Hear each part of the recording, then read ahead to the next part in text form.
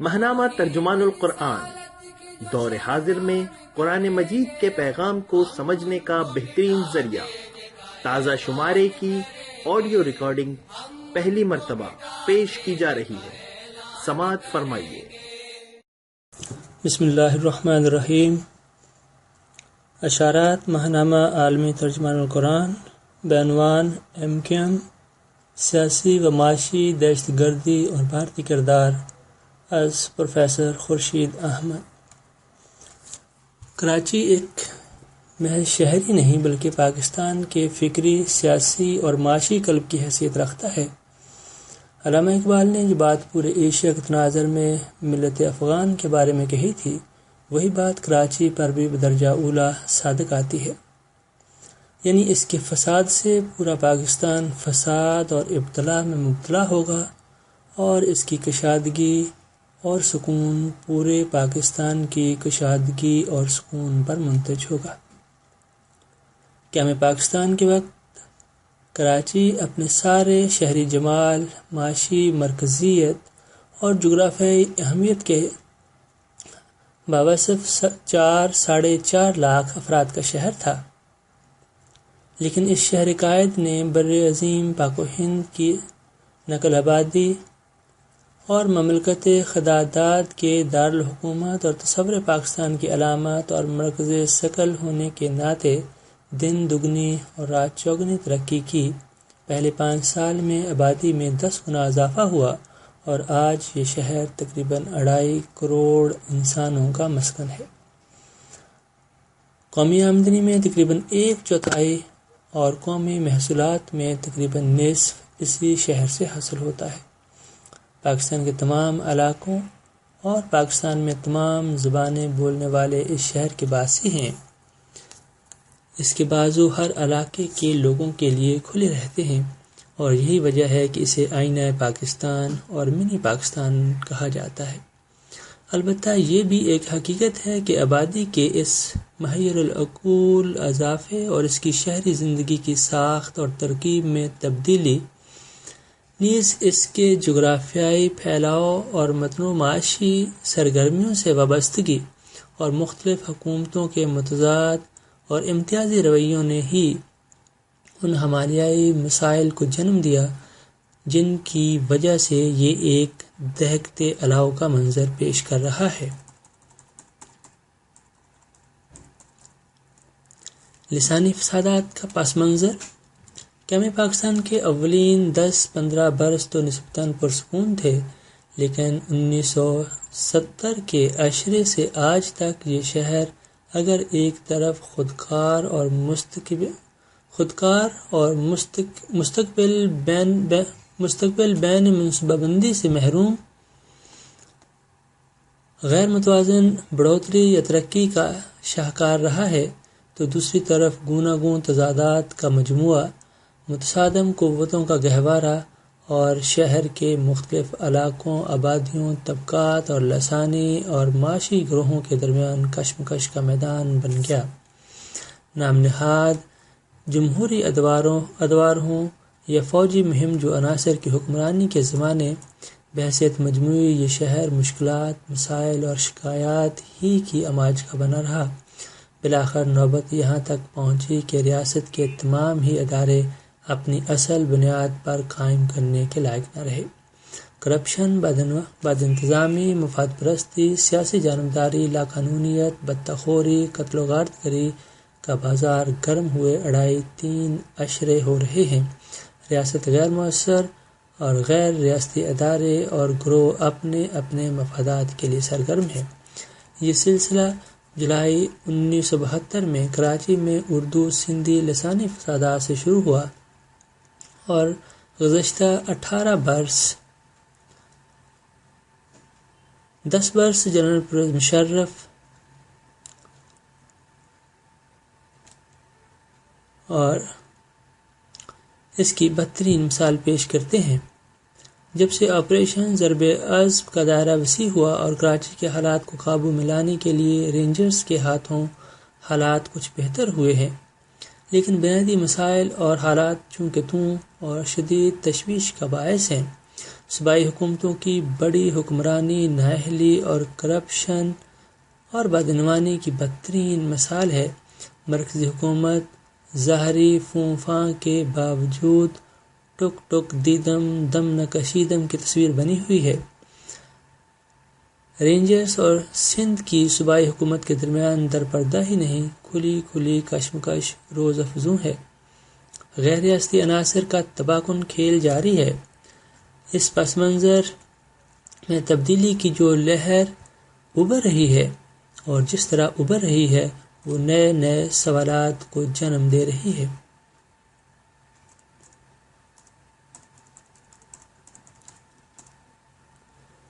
اور لوگوں کی زبان پر بے ساختہ یہ الفاظ آ رہے ہیں، یہ ڈرامہ دکھائے گا کیا سین، پردہ اٹھنے کی منتظر ہے نگاہ۔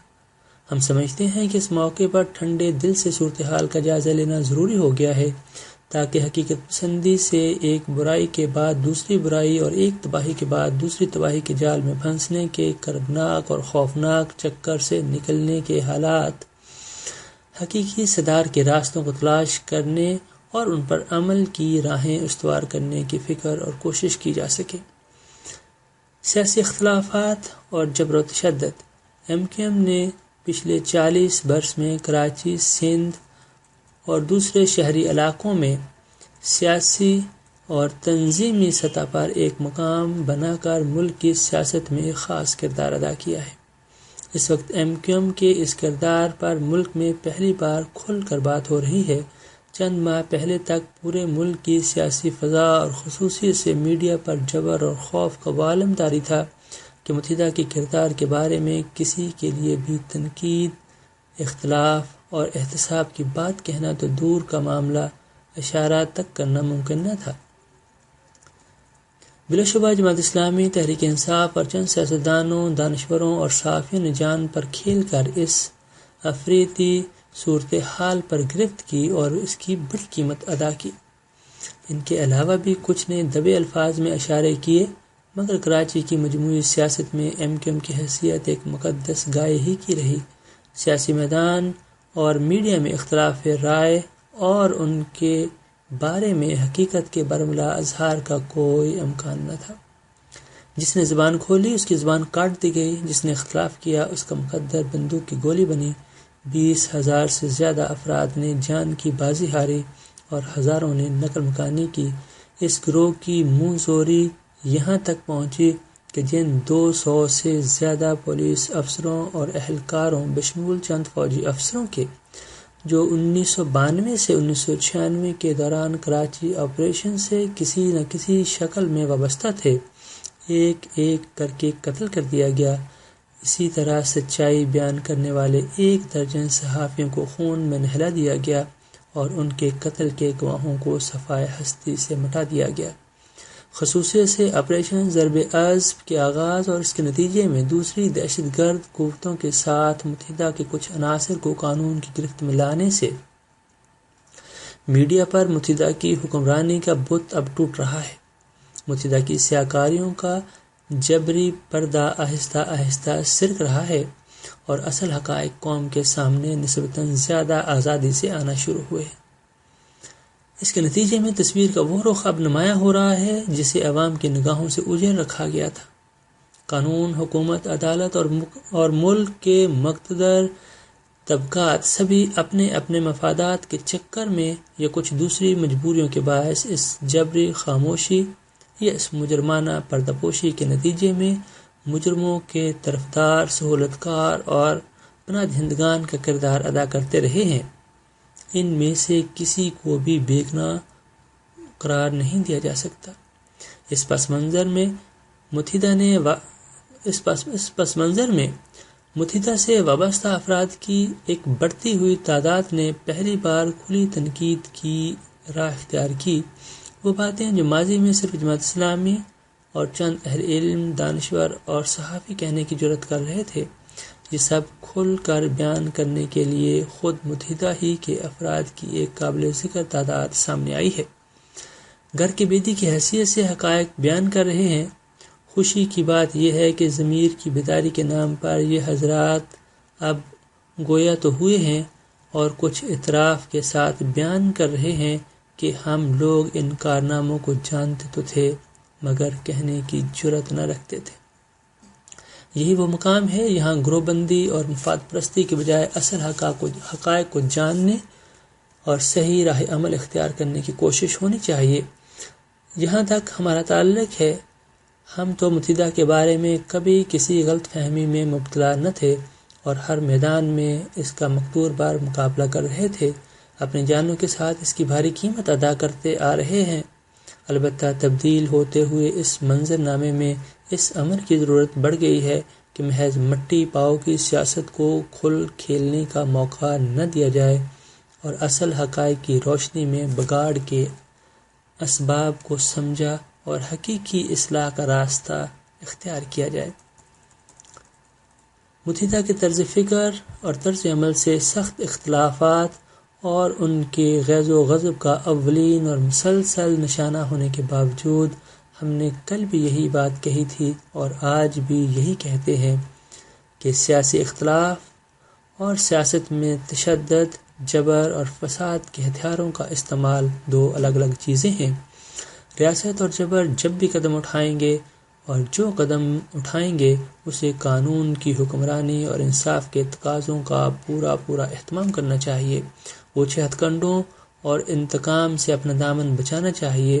1990 کے عشرے میں جب پہلے مسلم لیگ نون اور پھر پیپلز پارٹی کے ادوار میں کراچی میں فوج اور رینجرز کے ذریعے MQM کی فسطائیت کے خلاف آپریشن ہوا تو ہم نے اس وقت بھی اپنی اصولی اور حقیقی پوزیشن واضح کی تھی اور آج پھر ہم یہ واضح کرنا چاہتے ہیں۔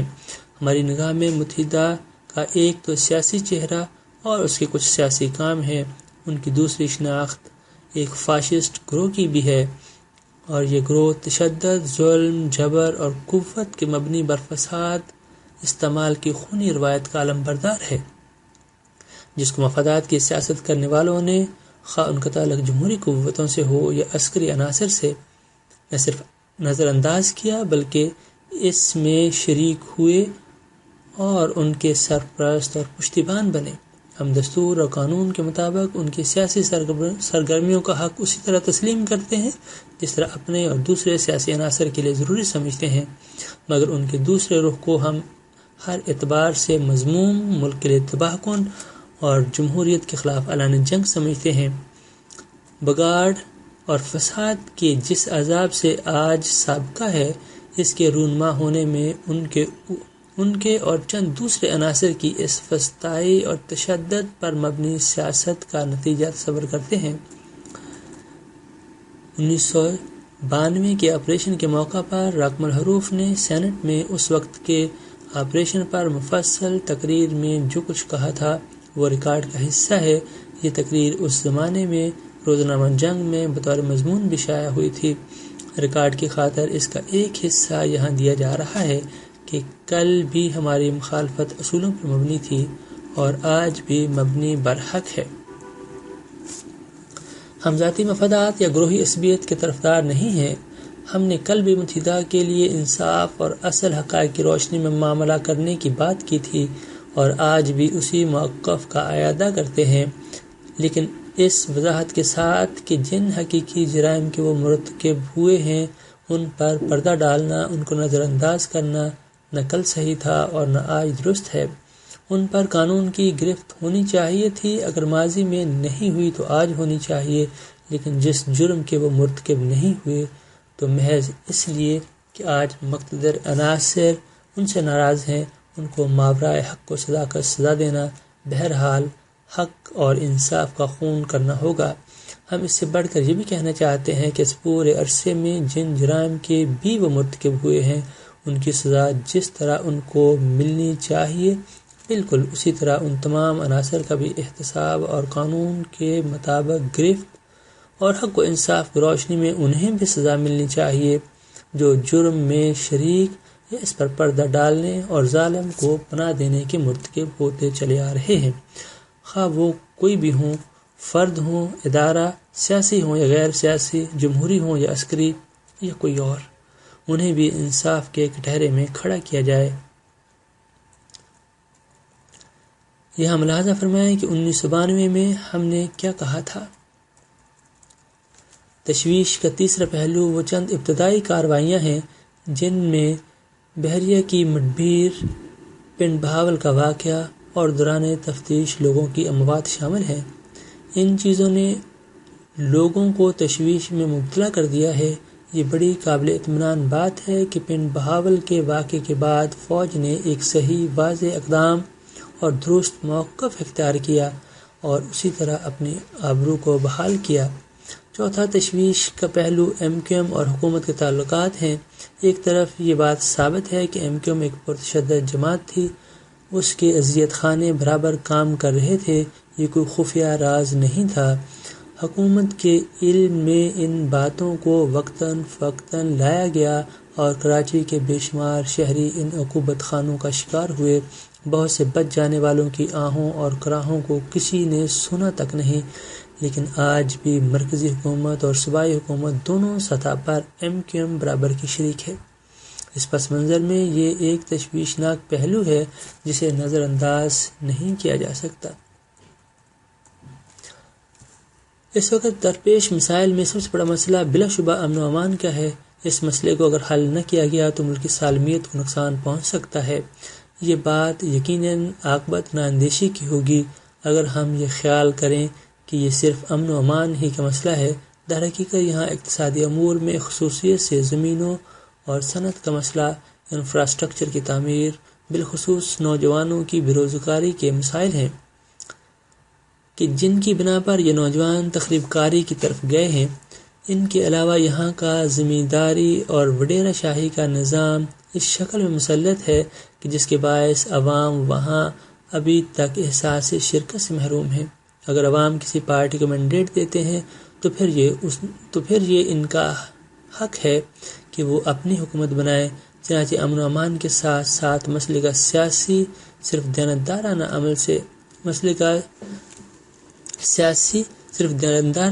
عمل سے نکل سکتا ہے۔ اس کے لیے سیاسی پارٹیوں کو آگے بڑھنا چاہیے۔ مسلم league, Peoples party, Jamaat Islami, خود ایم کیو ایم کو ساتھ لے کر چلنے کی ضرورت ہے۔ یہاں ایم کیو ایم کا امن و امان کے مسئلے کو پیدا کرنے میں مرکزی کردار ہے، وہیں ایم کیو ایم کا ہر ممبر اس کا مجرم نہیں۔ کراچی میں امن و امان کی بحالی کے لیے ہمیں مجرم اور بے گناہ میں فرق کرنا ہوگا۔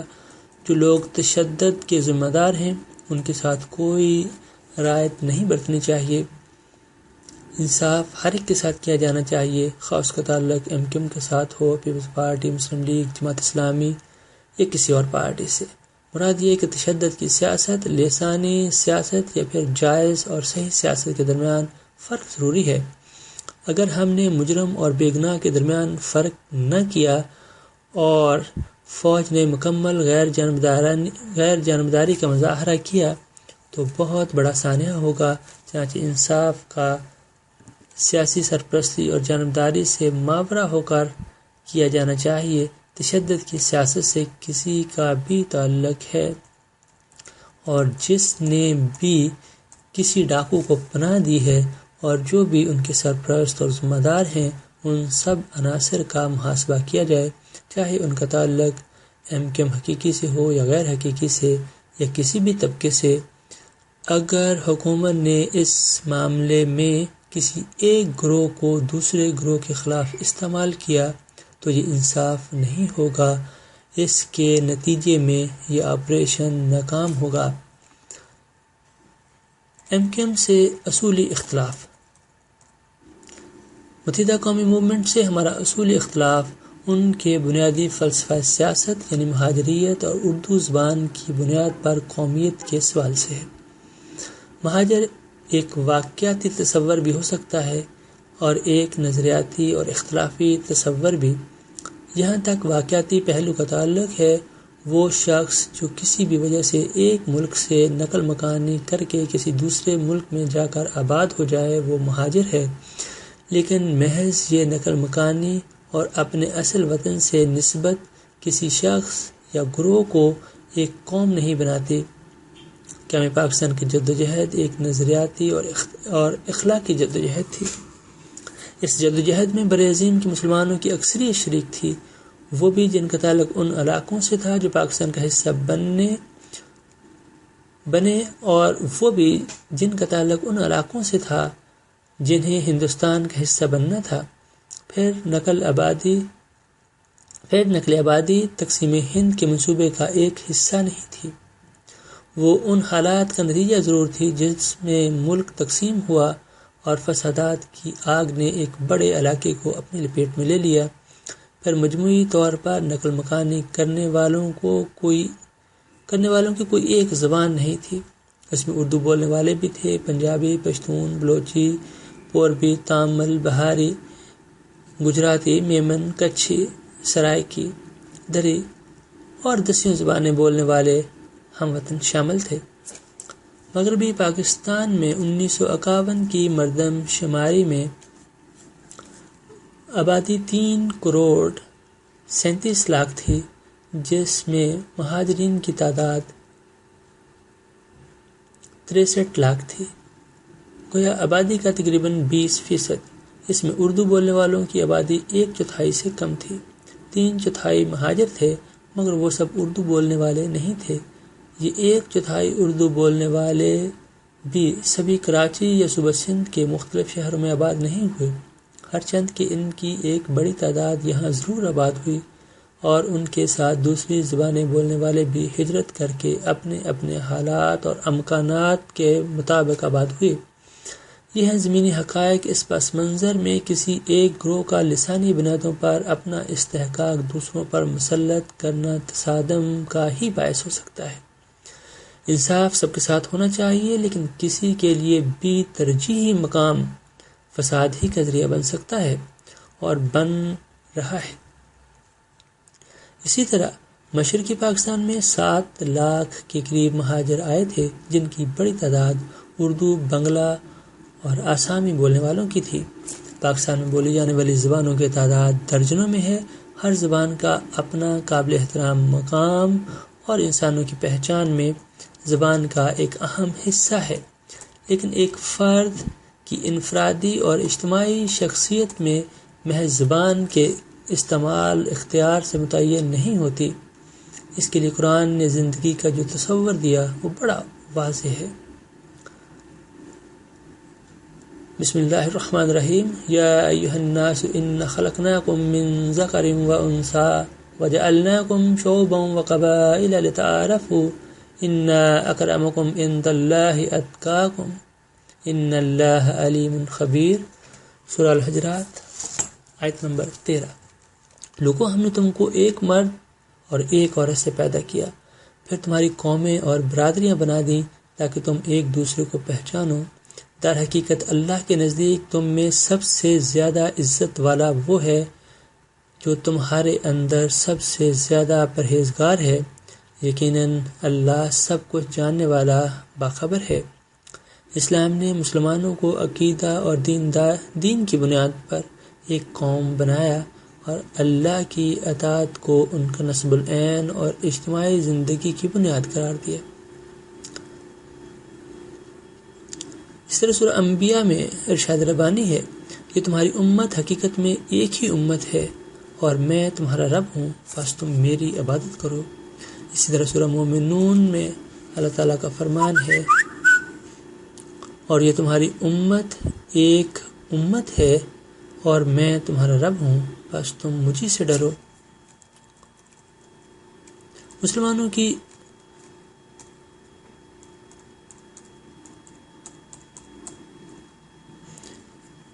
کی اجتماعی زندگی کی بنیاد اور اللہ کو رب تسلیم کر کے عقیدے اور الہام ہدایت کے مطابق زندگی کی تشکیل دینے کا حکم دیا گیا ہے۔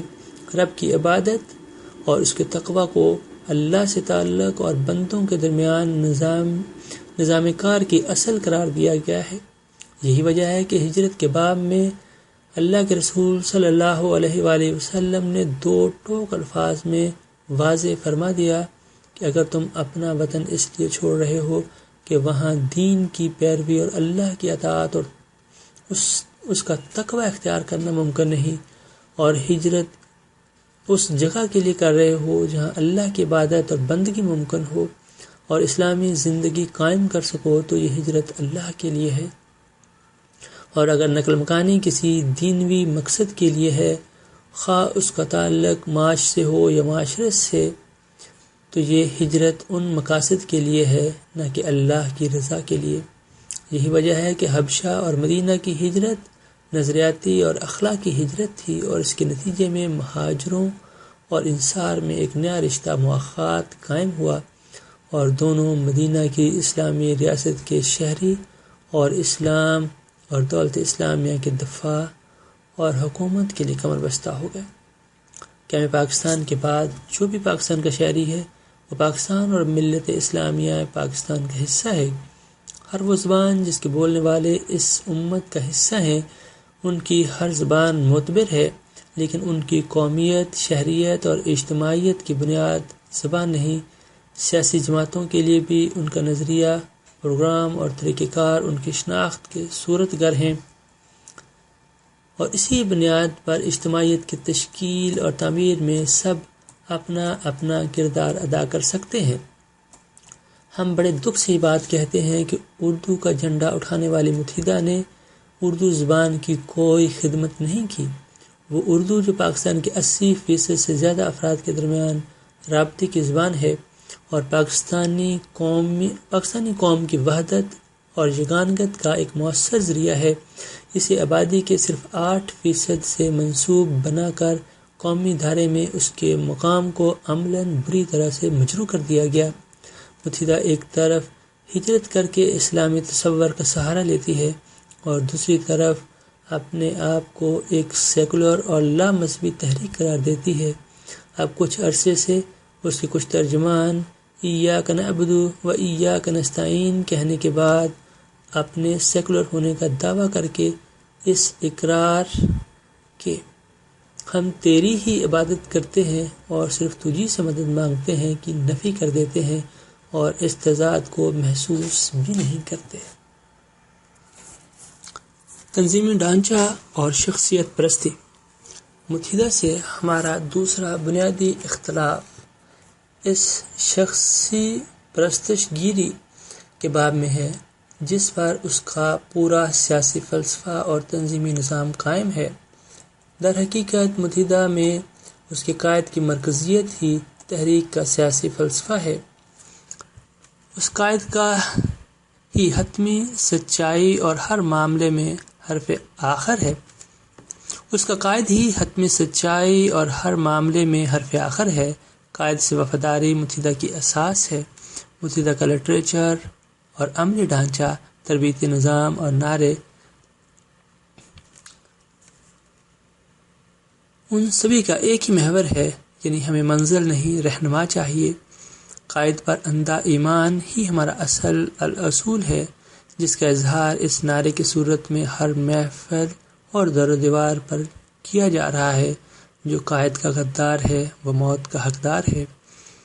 قائد تحریک ہی ہر معاملے میں سیاہ و سفید کا مالک ہے۔ فکری اور پالیسی امور سے لے کر معمولی معاملات تک ہر مسئلے میں صرف وہی حرف آخر ہے۔ صدر یا امیر کی بجائے اسے قائد اور پیر کہہ کر مخاطب کیا جاتا ہے۔ وہ جسے چاہے کان سے پکڑ کر نکال دے اور جسے چاہے پارٹی عہدہ یا اسمبلی کی رکنیت دے ڈالے۔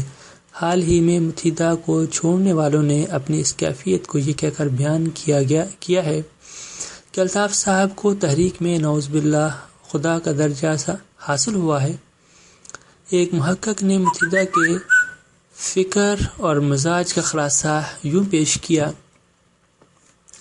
کہ پارٹی متحدہ عجیب و غریب طرز فکر و عمل کا ایسا ملغوبہ پیش کرتی ہے جس میں قومیت پرستی، زبان پرستی، عصبی زدگی اور سوشلسٹ رجحانات باہم مربوط ہیں۔ اس پارٹی کو ایک غیر منتخب لیڈر روحانی اصطلاحوں میں اپنی سربراہی میں چلاتا ہے، جس کے لیے صدر سے زیادہ پیر کا لفظ برتا جاتا ہے اور جس کی زبردست گرفت میں پارٹی کام کرتی ہے۔ شخصیت پرستی اور قائد کے انا ولا غیری کا مقام واضح اعلان اس حلف نامے میں ہوتا ہے جو متحدہ کے ارکان روزنامہ ڈان کراچی کے مطابق ان الفاظ میں اٹھاتے ہیں: میں MKM اور الطاف حسین کے لیے زندگی پر وفادار رہوں گا۔ میں اپنی ماں کی قسم کھاتا ہوں کہ اگر MKM اور الطاف حسین کے خلاف کوئی بھی سازش ہوئی یا میرے علم میں ایسا کوئی بھی اقدام آیا جس سے ان دونوں کو کوئی نقصان پہنچنے کا امکان ہوا تو میں فی الفور الطاف حسین کو اس کی اطلاع دوں گا۔ حتیٰ کہ ان سازشوں میں اگر میرا بھائی، بہن، ماں، باپ، کوئی رشتہ دار، دوست تک بھی ہوا تو اسے نظر انداز نہیں کروں گا۔ میں قسم کھاتا ہوں کہ میں الطاف حسین کے فیصلوں کو ہر صورت میں حتمی حقیقت کے طور پر تسلیم کروں گا۔ اگر میں اس الطاف حسین کے کسی فیصلے سے سرتابی کروں تو مجھے غدار تصور کیا جائے۔ عابد حسین، ڈان، 3 سپتمبر 2014۔ متحدہ معروف معنی میں کوئی سیاسی جماعت نہیں بلکہ ایک فرد کے گرد اور اس کے اشارہ چشم و ابرو پر ناچنے والے مرکز پرستش گروہ کی حیثیت رکھتی ہے، جسے سیاسی مقاصد کے لیے استعمال کیا جا رہا ہے اور کامیابی سے یہ کھیل 40 برس سے کھیلا جا رہا ہے۔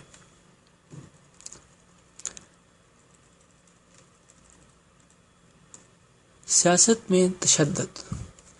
متحدہ سے ہمارا تیسرا بنیادی اختلاف سیاست میں تشدد کے بے محابہ استعمال پر ہے۔ یہ پارٹی کے اندر بھی ہے اور ملک کی سطح پر سیاسی مخالفین، معاشرے، میڈیا اور اجتماعی زندگی کے تمام میدانوں میں روا رکھا گیا۔ تنظیم ہر مقام پر 2 سطحوں پر متحرک ہے، ایک باہر کی سطح جس پر جمہوری لبادہ ہے اور دوسری اصلی تنظیم جو خالص فاشسٹ اصولوں پر ہے۔ قائد تحریک کی آہنی گرفت پورے نظام پر ہے اور اس کے نتیجے میں اس کی جو بھی تنظیمیں ہیں، خصوصیت سے تنظیمی کمیٹی، سیکٹر کی تنظیم اور مختلف سطح پر اس کے انچارجز اور پھر انفرادی سطح پر عامل کارندے، یہ سبھی مسلح ہیں، قوت کا بدریگ استعمال کرتے ہیں۔ الطاف صاحب یا ان کے خاص نمائندوں کے سامنے جواب دہ ہیں۔ ان کی تربیت ہر سطح پر اور ہر قسم کی تخریبی کارروائیوں کے لیے ہوتی ہے۔ انہیں اپنی مرضی دوسروں پر مسلط کرنے، ان کو بلیک میل کرنے، ان سے بھتہ وصول کرنے، ان کی زبان بندی کرنے اور ہر اس کام کے لیے جو الطاف صاحب یا ان کے مامور کرانا چاہیں ان کے لیے روا ہے۔ قوت کا استعمال اس کے لیے اس کی تربیت، جماعتی ڈسپلن، مکمل رازداری، ذاتی وفاداری، ہر قسم کی قتل و غارت گری اور تخریب کاری کی تربیت اور یہ کام کرنے والوں کو حفاظت۔ ہزاروں افراد پر مشتمل یہ فورس متحدہ نے ان 40 برسوں میں تیار کی ہے اور یہ اس کے ہمہ وقتی کارکنوں کی حیثیت سے ہر وقت سرگرم عمل ہے۔ ان میں ایک بڑی تعداد سرکاری اداروں میں گھوسٹ ملازمین کے طور پر تنخواہیں وصول کرتی ہے، لیکن کارکن وہ صرف متحدہ کے ہیں اور سیکٹر انچارجز کے ذریعے خدمات انجام دیتے ہیں۔ اگر یہ پکڑے جاتے ہیں تو ان کو تحفظ دلانے، رہا کرانے کا کام متحدہ کی قیادت کرتی ہے۔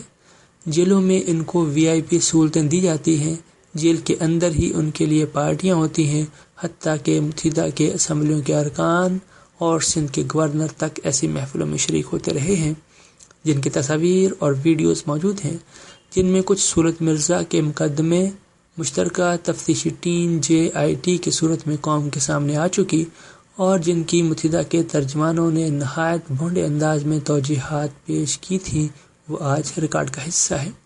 گویا ایک برابر کی حکومت ہے، ریاست در ریاست ہے، جس کے ذریعے متحدہ اور اس کی قیادت بندوق کی نالی کی قوت سے اپنا پورا نظام چلا رہی ہے اور کوئی انہیں روکنے ٹوکنے والا نہیں۔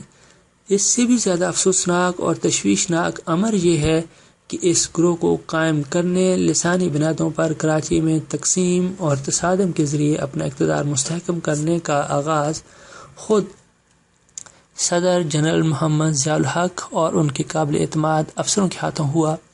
پاکستان سینٹ کی سندھ کے حالات پر ایک کمیٹی جس نے سینیٹر احمد میاں سومرو مرحوم کی صدارت میں کام کیا تھا، جس کا میں خود ممبر تھا، کمیٹی کے سامنے پولیس کے 2 اعلیٰ افسروں نے اپنے بیان میں صدر جنرل محمد ضیاء الحق اور پھر ان کے بعد فوجی قیادت کے دور کے اس کردار کا اعتراف کیا تھا، لیکن رپورٹ میں ان کے ناموں کی صراحت سے اس بیان کو ریکارڈ پر لانے سے منع کر دیا گیا کہ جس کا مطلب اپنے اور اپنی اولادوں کے تحفظ کو قرار دینا تھا۔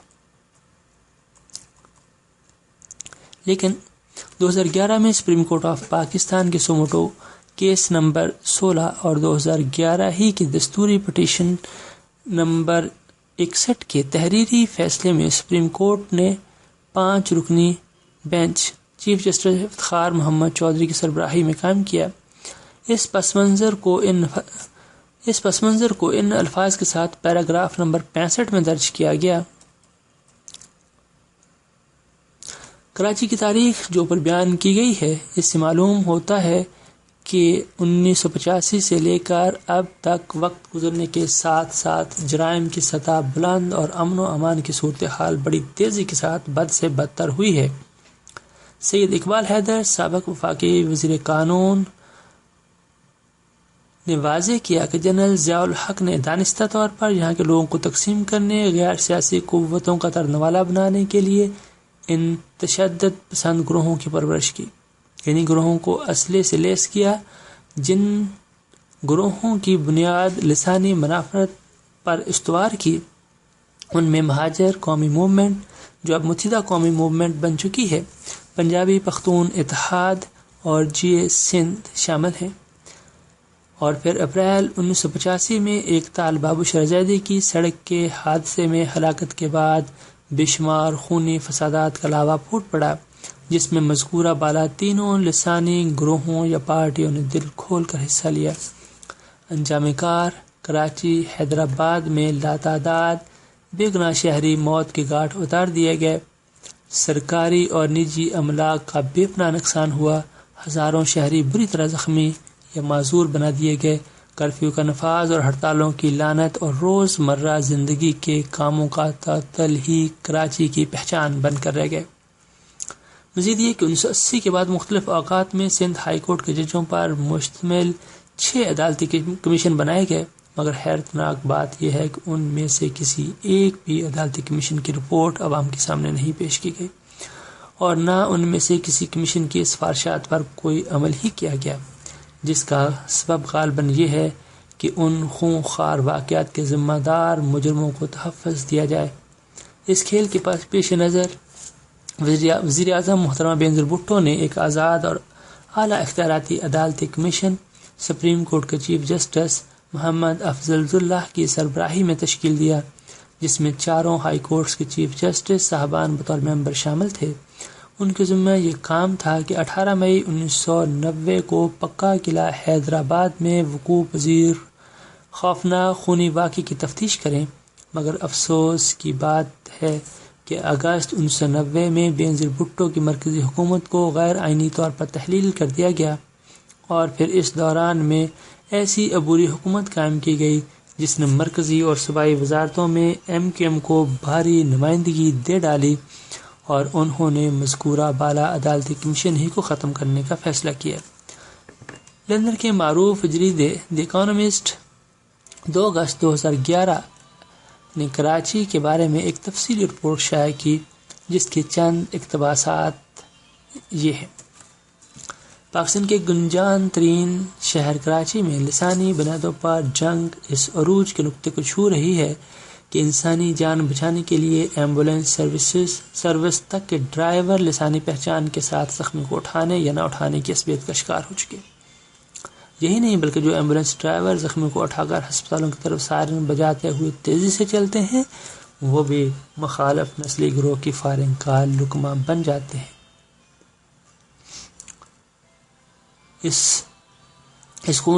خون ریزی کی رونگٹے کھڑے کر دینے والی ایک نئی صورت یہ ہے کہ لوگوں کو محض گولی نہیں ماری جاتی، بلکہ انہیں اغوا کر کے بہیمانہ ٹارچر کیا جاتا ہے، پھر ان کی گولیوں سے ہلاک شدگان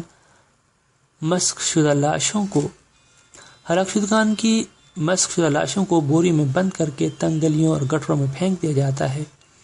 عباسی شہید ہسپتال میں جو کہ ایک سرکاری ہسپتال ہے، ڈاکٹر صرف مہاجروں کا علاج کرتے ہیں جن کی اس ضلع میں غالب اکثریت ہے، اور مہاجر کراچی کا سب سے بڑا نسلی گروہ ہے۔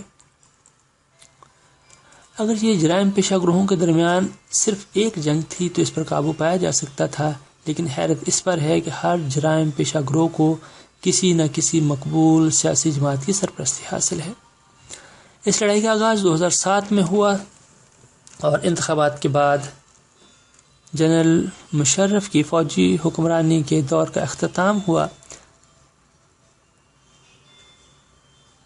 یہ ایک ایسی جنگ ہے جو نسلی گروہوں کی سیاسی حمایت سے مربوط ہے، جو اس سے بھرپور فائدہ اٹھاتی ہے۔ متحدہ قومی موومنٹ 1980 کے عشرے میں قائم کی گئی، جو مہاجروں کی نمائندگی کا دعویٰ کرتی ہے۔ ایک زمانے میں کراچی پر اس کی آہنی گرفت تھی۔ ان دنوں صدر آصف زرداری کی پیپلز پارٹی کی اتحادی حکومت میں شامل ہے۔ اس اجارہ داری کو عوامی نیشنل پارٹی، جو پشتون آبادی کی ترجمان ہے، چیلنج کر رہی ہے۔ ان کے جرائم پیشہ گروہ کو ہمسایہ صوبہ بلوچستان کے عصبیت پسند بلوچوں کی حمایت بھی حاصل ہے۔ 2 عشروں سے زیادہ MQM شہر بھر سے تاجروں سے اور گھروں سے جبری وصولی، جسے بتہ کے طور پر جانا جاتا ہے، جمع کرتی آئی ہے۔ 2008 کے انتخابات میں پیپلز پارٹی اور عوامی نیشنل پارٹی کے ڈھیلے ڈالے اتحاد نے جو سیاسی حمایت حاصل کی ہے، اب اس کو استعمال کرتے ہوئے پیشہ ور گروہ کیش میں اپنا حصہ بھی چاہتے ہیں۔ عین تنازع کے بیچ میں تاجروں کو اب 3 مخالف گروہوں کو ادائیگی کرنا پڑے گی۔ جہاں تک سیاسی جماعتوں کا تعلق ہے، وہ اس قابل دکھائی نہیں دیتی کہ تشدد کو ختم کر سکیں۔ اس سے معلوم ہوتا ہے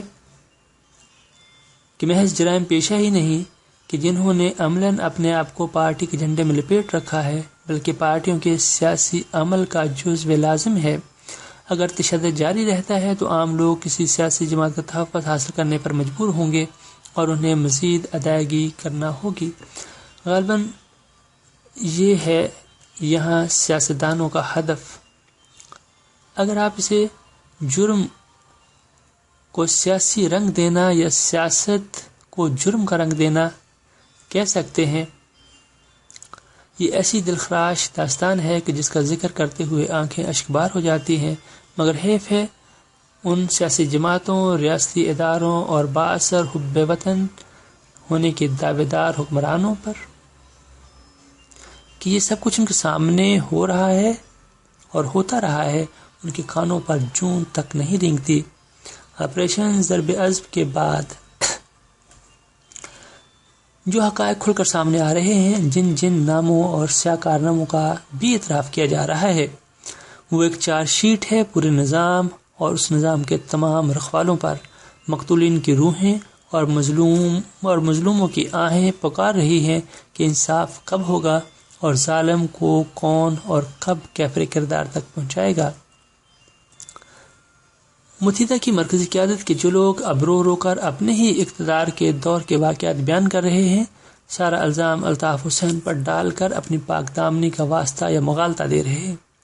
احتساب ان کا بھی ہونا چاہیے، لیکن ان کی گواہی گھر کی بیدی اور شاہدوں من اہلی کی ہے، جو بڑی اہمیت رکھتی ہے۔ اس سلسلے میں کراچی کے سابق میئر مصطفیٰ کمال اور ان کے 6 ساتھیوں، جن کی تعداد روز بروز بڑھ رہی ہے، سے بھی تفصیلی معلومات حاصل کرنے اور ان کی روشنی میں مزید حقائق معلوم کرنے کی کوشش ہونی چاہیے۔ اسے محض سیاسی وہمہ یا وقتی ابال بنا کر ہوا میں تحلیل نہیں ہونا چاہیے۔ اس سلسلے میں مشترکہ تفتیشی ٹیم JIT کی رپورٹوں کے بھی جائز کی ضرورت ہے۔ بلدیہ ٹاؤن کے بارے میں اب کوئی شبہ نہیں رہا کہ اس فیکٹری کو آگ متحدہ کی قیادت کے حکم پر اس کے کارکنوں نے لگائی۔ مسئلے کی جڑ میں بتہ اینٹنے کا مطالبہ تھا۔ غضب خدا کا کہ 258 سے زیادہ افراد کو زندہ جلا دیا گیا اور قاتل اور ان کے سرپرست نہ صرف دندناتے پھرتے رہے بلکہ آج بھی پھر رہے ہیں۔ ان میں حماد صدیقی کا نام بھی آتا ہے، جو مصطفیٰ کمال صاحب کے سفید پوش بریگیڈ میں شامل ہو رہے ہیں، اور اشارے ہیں کہ JIT کے کسی نئے بیانیے ورژن میں ان کا نام پاک صاف کرنے کا امکان ہے۔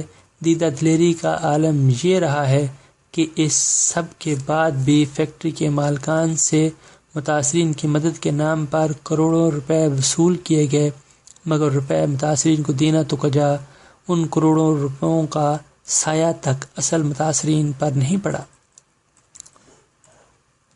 ایک اور ہوشربا رپورٹ دسمبر 2009 میں یوم عاشوراء کے موقع پر شیعہ نوحہ خانوں کے جلوس کو بم دھماکے کا نشانہ بنانے کے بارے میں ہے، جس میں 45 معصوم افراد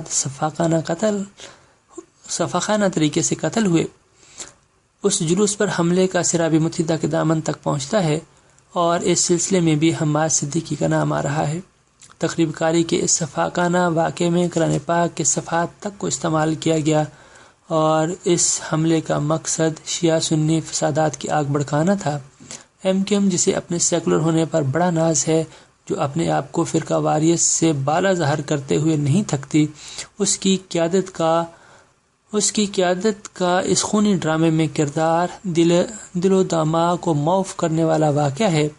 متحدہ سے منحرف ہونے والوں نے اب تک جو بیانات دیے ہیں وہ ایک گھنونی چارج شیٹ کی حیثیت رکھتے ہیں۔ جماعت اسلامی جماعت طلبہ اور چند دوسرے افراد جن حقائق کو جان پر کھیل کر بیان کرتے تھے، ان کی تائید اور توثیق آج یہ حلفیہ بیانات کرتے ہیں، اور متحدہ کا یہی وہ کردار ہے جو ہمارے اختلاف کا مرکزی نقطہ ہے۔ اس سلسلے میں اب اتنا لوازمہ اور اتنے اطرافی بیانات سامنے آ رہے ہیں کہ ان کا احاطہ ایک مضمون تو کجا پوری کتاب تک میں بھی ممکن نہیں، لیکن ڈان 18 مارچ 2012 نے اپنے ادارتی کالم میں مختصراً جو بات کہی ہے وہ بھی قابل توجہ ہے۔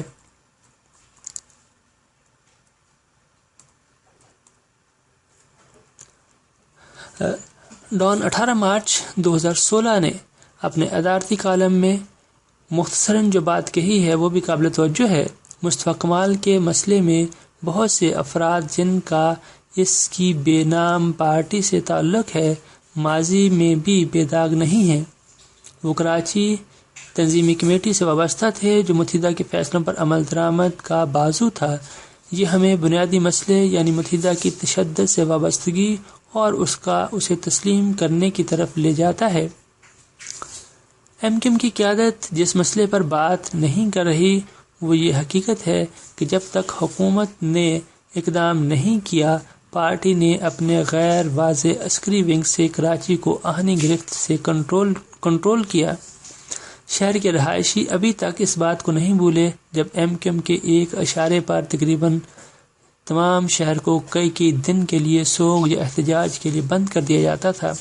یہ کہنا غلط نہ ہوگا کہ متحدہ پارٹی نے سندھ کی شہری سیاست کے ساتھ ساتھ عصبیت کی سیاست میں بندوق کے کلچر کو متعارف کرایا، اور پارٹی جبری وصولی پر پھلی پھولی ہے جیسے الزامات کو مسترد کرنا مشکل ہے، جبکہ ایم کیو ایم اختلاف رائے کو کم ہی برداشت کرتی ہے۔